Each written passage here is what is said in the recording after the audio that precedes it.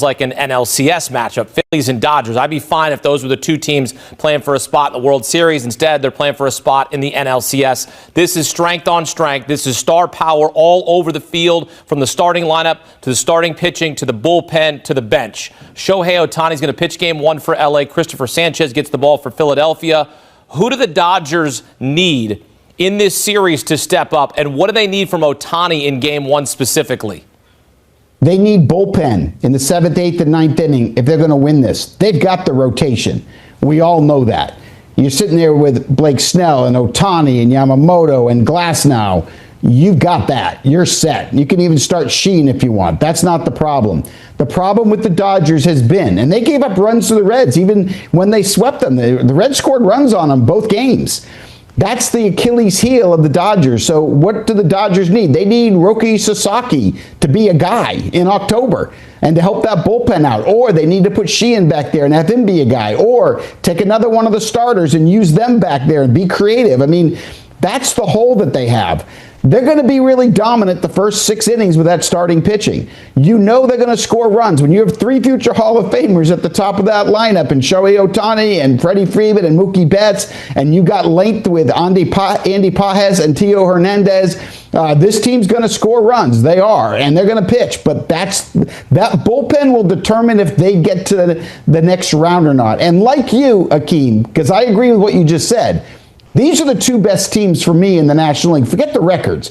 They're the 2 best teams. And I think whoever wins this series is going to represent the National League in the World Series. All right. Well, the Phillies are going to have to rough up Ohtani in game one. What's the path to a series victory for Philadelphia, which feels like, and people in Philadelphia will tell you, no, it's not closing. It feels like this window is cracked. It's fall, you're getting that nice breeze coming in, and the window is just a little bit cracked. The Phillies' window is right there. This is it. So what's the path for them to make a deep run and get back to the World Series? Yeah, well, they're going to miss Zach Wheeler. Of course, he's out for the year. That was their ace, and that's the guy that's always pitched big in October. They're going to miss him. But if they can pitch with the Dodgers for the first 6 innings, and Christopher Sanchez is capable, so is Ranger Suarez, so is Jesus Luzardo, so is Aaron Nola. They're going to have to pitch with the Dodgers' great starters those first 6 innings. I think the fact that they have 3 lefty starters going against the Dodgers is an advantage. Remember, LA does not have Will Smith, and they are more left-handed than they are right-handed around the diamond. So for the Phillies, if they can pitch with the first 6, they're going to have a slight bullpen advantage late in the game, and then they need their stars to be stars, Akeem. They need Trey Turner, who led the league in batting average. They need him to create traffic. And then they need Schwarbombs from Kyle Schwarber, who is going to finish top 3 in MVP voting. They need Bryce Harper to do what he normally does on the October stage and be heard from. But the key to me is going to be, can their starters pitch with the Dodgers starters those first 6 innings? If they can be tied or ahead after 6, the Phillies can get to that next round. And I'm going to argue that Kyle Schwarber should win NL MVP over Ohtani, but that's for another day and another segment. Let's get your pick to win this series. The reigning World Series champions are the favorites to win this series. Do the Phillies pull off the mini upset? Phillies have home field advantage. Bottom of the 9th. Game 5. Schwarbaum, walk off. Phillies go to the next round. Wow, that's pretty specific. All right, I'll take it. I mean, I'm going to take that. If you want to give me some drama, I'll take it right there.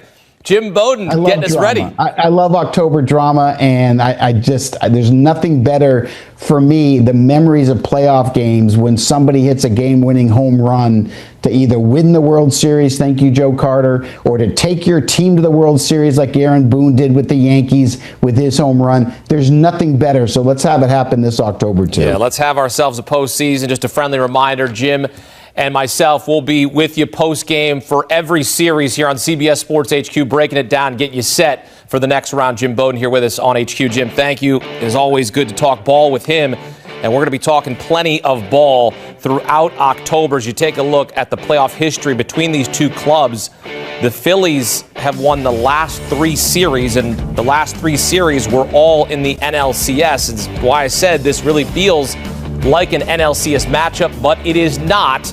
The winner advances to meet the winner of the Cubs and Brewers. It all begins Saturday in Philadelphia. The Los Angeles Dodgers advancing to the NLDS to take on the Philadelphia Phillies. Reporting live right now from parts unknown on the Phillies is Eric Kratz. What do you think of this matchup, this heavyweight tilt that we're about to see? What did I think of it 2 days ago? I was like, oh yeah, the Phillies, Dodgers are hot, ending the season. The Phillies got this for sure. And then the Dodgers played 2 games. People will say, it's against the Reds. They didn't really, it wasn't even that much of a challenge. Tell me where the Dodgers' flaws are besides the bullpen. Dave Roberts did exactly what we didn't know if he was going to do or not and go with his starting rotation deeper. Yamamoto went 100 and a million pitches. Blake Snell went farther than he ever has. This team couldn't be hitting on more cylinders. And then I just heard Will Smith most likely going to be available for every single game in that series, adding to a lineup that scored 18 runs, I think, in 2 games. So Phillies are going to have their hands full. Right now, it might even tilt towards the Dodgers. I think these are the 2 best teams in baseball. Yeah, I think this is going to be unbelievable series. I think that this is going to be the series that might produce the World Series winner because of the depth of the pitching staffs, the depth of the lineup, the fans, the home fields, the star power. It's a shame this isn't in the DS or CS, excuse me. I agree. But it's in the DS. Are you okay with where the Dodgers bullpen is at now? Yeah, I want to know. So they're going Shohei game 1. Do we know who's going game 2? Kershaw?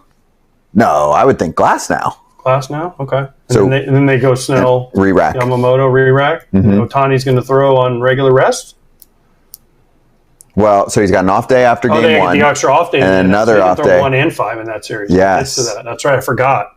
Twice in Philly? Oh, my gosh. That's cool. Finally, it's going to happen. We've never seen Ohtani pitch in the playoffs. Mm-mm. We're going to. But I do think, Kratz, you've seen the Phillies bullpen, much more than we have.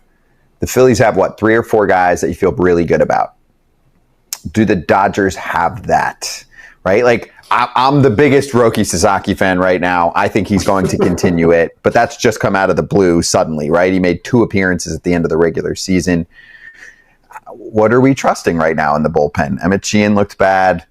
Vesey has been okay. Dreyer looked bad.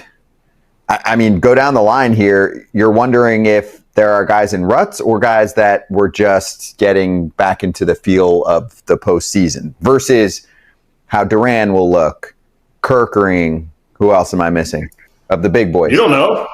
David Robertson, Tanner Banks.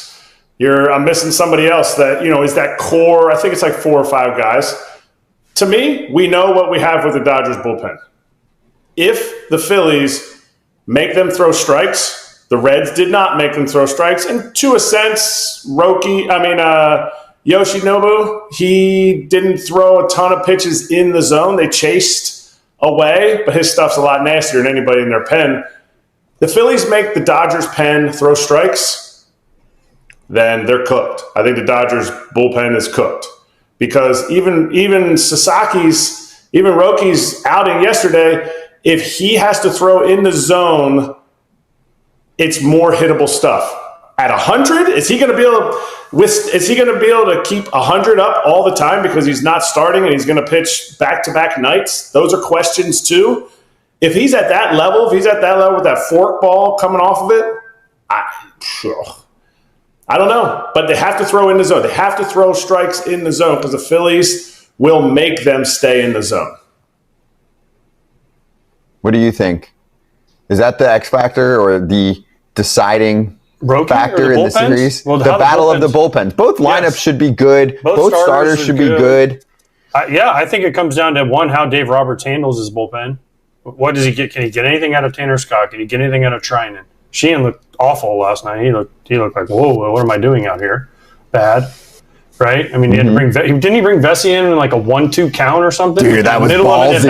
I loved it. I was like, wait, what is happening? 1-2. Yeah. And he's like, I don't think he's going to be able to finish anyone right now, so I'm just going to take him out. He doesn't have the strikeout stuff.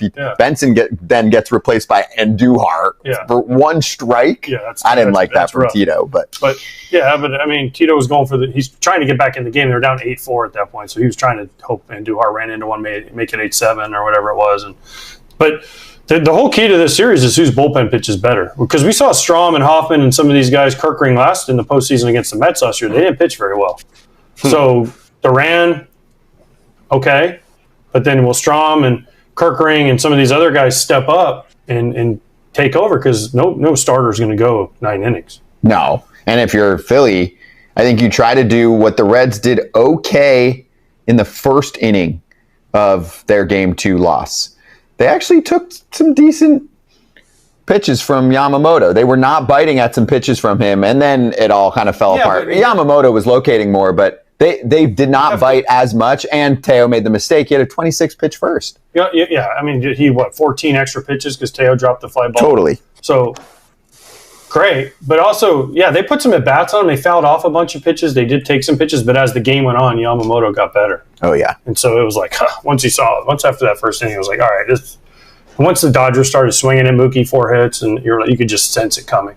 Yeah, but if you're on Philly, is that part of your game plan? Hey, let's try and ride up pitch counts because let's get in the bullpen. We want the bullpen as fast as possible. We want whoever comes out of that door is not going to be as good as the guy that's starting for the Dodgers. So we want that guy out there as quick as we can get him there. Mm-hmm. And Kratz, we might have a postseason that features a lot more high pitch counts than we've seen in several years because 100's been such a capper so often. But I think that we're kind of reaching this breaking point where starting pitching talent, especially the high-end ones on the good teams, I'd rather have an extra inning or two out of them in many cases. But you're also looking at teams that they are facing the bottom part of the order that's a little bit weaker. Crochet, bottom part of the order when he stayed in there. Yamamoto was just better than the entire Reds order. Guys that are going deeper, it's going to be a matter of where they're at in the order. Philly, Christopher Sanchez has shown he can go 8-9 innings, but you're also facing Kike Hernandez at the bottom of their order. You're also facing, a pretty deep lineup. So you